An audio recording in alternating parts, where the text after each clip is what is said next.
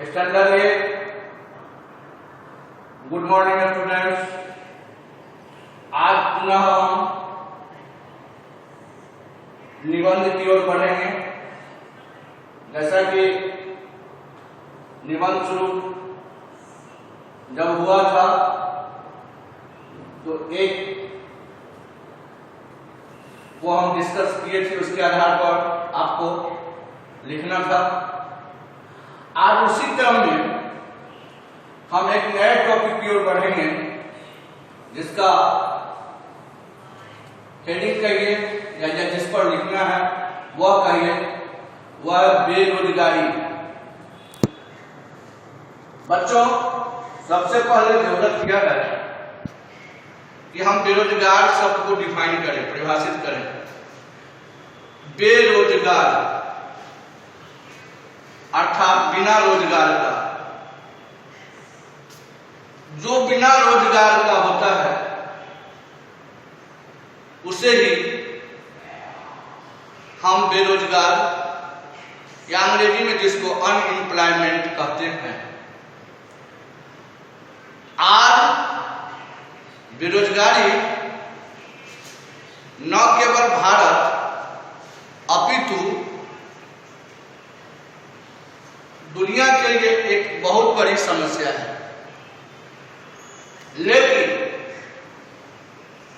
भारत जैसे विकासशील देश के लिए यह कोई सामान्य नहीं बल्कि बहुत ही भयावह समस्या के रूप में उभरकर सामने आया है। इस जटिल समस्या, यह जो जटिल समस्या है,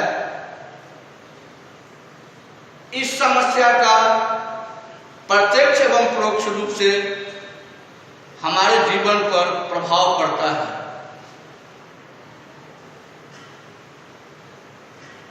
आज एक आंकड़ा के मुताबिक लगभग 3 करोड़ से ज्यादा लोग बेरोजगार हैं। बेरोजगार वे भी हैं, उन्हें भी कहते हैं जो रोजगार को पाना चाहते हैं, जिनके पास रोजगार प्राप्त करने के लिए जो भी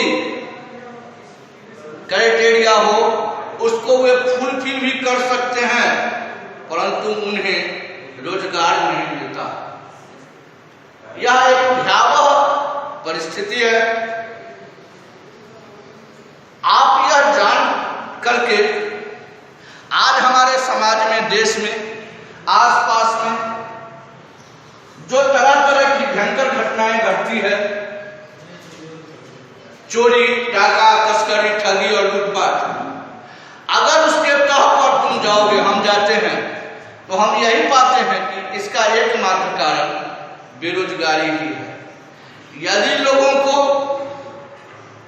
अपने आवश्यकताओं को पूर्ति करने में, आवश्यकताओं की पूर्ति करने में किसी प्रकार की दिक्कत नहीं होगी तो शायद वे गलत काम करने को उतारू नहीं होंगे। एक कहावत है, मरता क्या नहीं करता। जो मरने वाला है वह दुनिया के हर चीज को करने के लिए तैयार हो जाता है।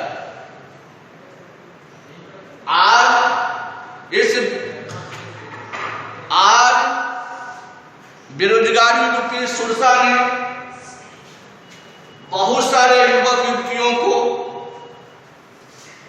असमय काल के जाल में समाहित करने का भी काम किया है। आखिर बेरोजगारी का इतना विशाल कैसे हुआ, उसमें एक अहम भूमिका निभाने वाला है मशीनीकरण। यह यंत्र युग है, कल युग है, यानी कल युग पाठ पुर्जों का, मशीनों का युग है।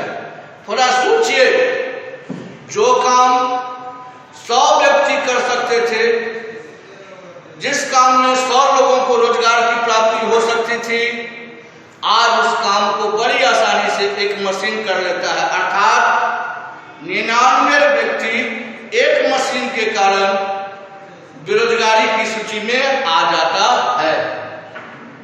हमारे यहाँ जो शिक्षा पद्धति है वह लॉर्ड मैकाले के समय से चली आ रही है। लगभग 200 वर्ष की ये पुरानी शिक्षा पद्धति आज के लिए कहीं से भी उचित एवं समीचीन नहीं है। जरूरत है कि हम अपनी शिक्षा पद्धति पर पुनर्विचार करें और ऐसे शिक्षा पद्धति को अपनाया जाए जो रोजगार देने में सामर्थ्य रखता हो। हमारे यहाँ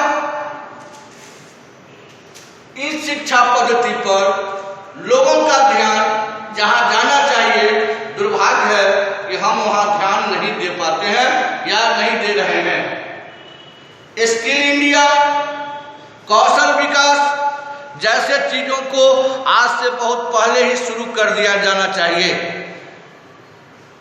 कौशल विकास के आधार पर लोग अपने कामों को गुणवत्तापूर्ण ढंग से अंजाम तक पहुंचा सकते हैं। एक चीज और आपको देखने की बात आएगी, परस्पर प्रतिस्पर्धा। पहले के समय में उद्योग धंधों पर या अन्य बाह्य क्षेत्रों में काम करने केवल पुरुष वर्ग ही करते थे, युवक वर्ग ही करते थे। लेकिन इधर खास कुछ वर्षों में इसमें काफी अंतर देखा गया है। आज युवतियां, महिलाएं भी पुरुषों से, युवकों से कम नहीं दिखाई देती हैं। वे भी नौकरी पाने के लिए, रोजगार पाने के लिए निरंतर प्रयासरत हैं। तो आज स्त्री और पुरुषों के बीच में एक प्रतिस्पर्धा, एक कंपटीशन की शुरुआत हो गई है, जो भी अनएम्प्लॉयमेंट की, बेरोजगारी की समस्या को दर्शाता है, बढ़ाता है। हमारे यहाँ जनसंख्या के दृष्टिकोण से जितना उद्योग धंधों का होना चाहिए, लैक ऑफ कैपिटल, पूंजी का अभाव या बहुत सारे ऐसे कारण हैं जिसके कारण हमारे यहाँ बड़े बड़े तो क्या, छोटे एवं कुटीर उद्योगों का भी अभाव है। यदि हम उद्योग धंधों पर ध्यान दें, लघु कुटीर, लघु उद्योग, कुटीर उद्योग और बृहद उद्योग, इनको स्थापित कर दिया जाए तो बेरोजगारी जैसी समस्याओं पर लगभग यानी कुछ हद तक, लगभग क्या, कुछ हद तक कमी लाई जा सकती है। हमारे यहाँ बेरोजगारी जो है, अनएम्प्लॉयमेंट का दो है। एक शिक्षित बेरोजगार, आप स्टूडेंट हो, आप भी यह उम्मीद करके पढ़ाई लिखाई कर रहे हो कि मैं पढ़ लिख करके नौकरी करूंगा। लेकिन जरा सोचिए, जब आप इतनी मेहनत करके, पढ़ाई लिखाई करके नौकरी के लिए जब आप जाएंगे तो आप वहां पर अपने आप को कहां पाते हैं? जहां आप खड़े हैं वहां से मीलों दूर, आपके पीछे मीलों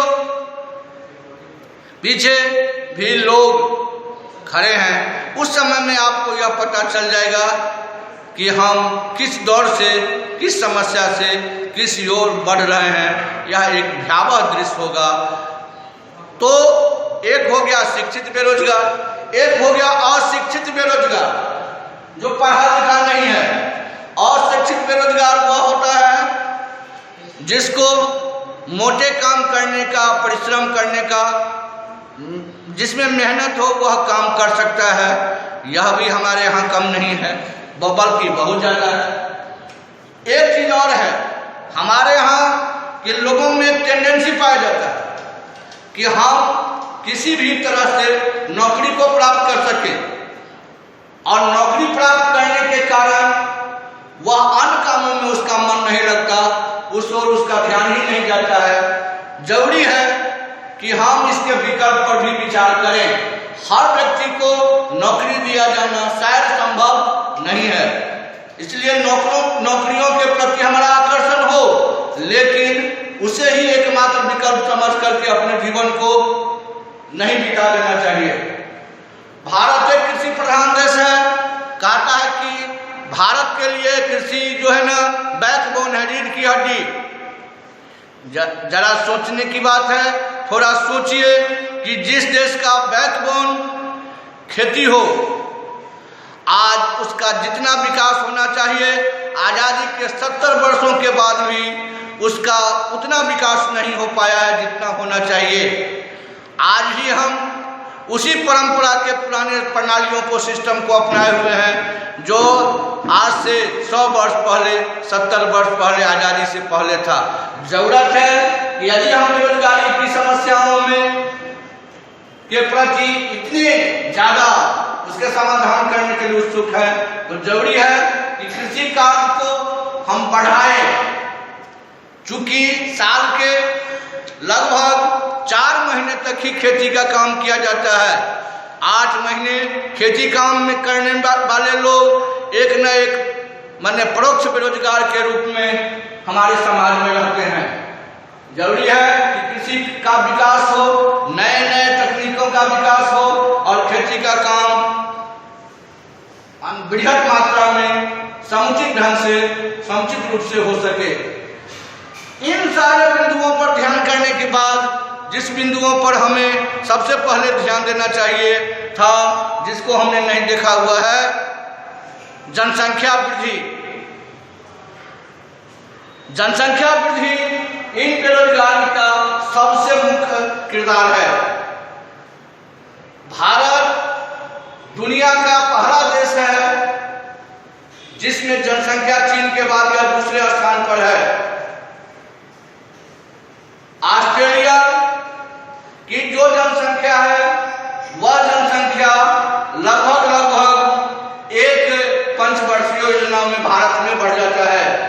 अगर जनसंख्या का दबाव इतना ही बढ़ता रहा तो बेरोजगारी की समस्या घटने के बदले और बढ़ती चली जाएगी। इसलिए हमें जनसंख्या के नियंत्रण पर विचार करना चाहिए, क्योंकि बेरोजगारी के दूर करने में यही सबसे कारगर और सटीक उपाय है। इसके लिए हमें पढ़ाई लिखाई, सोच, धार्मिक कारण, इन सब को दूर करना होगा। हम को विचार करना होगा कि हम how to birth rate control, birth rate को कैसे कंट्रोल किया जा सकता है, कैसे नियंत्रण में लाया जा सकता है। यदि हम केवल इस पर विचार कर लें तो शायद बेरोजगारी को दूर करने में हम कई कदम आगे बढ़ सकते हैं। तो आज आप लोगों ने बेरोजगारी की समस्या, बेरोजगारी क्या है, इसके क्या क्या कारक हो सकते हैं, किन किन चीजों को मतलब कर करके हम बेरोजगारी से बेरोजगारी जैसी जो समस्या है उस पर नियंत्रण करने में समर्थ हो सकते हैं, उसको नियंत्रण करने के लिए हम कई कदम बढ़ा सकते हैं। इन पर हमने विचार किया। इस प्रकार से यह आपका निबंध पूरा हुआ।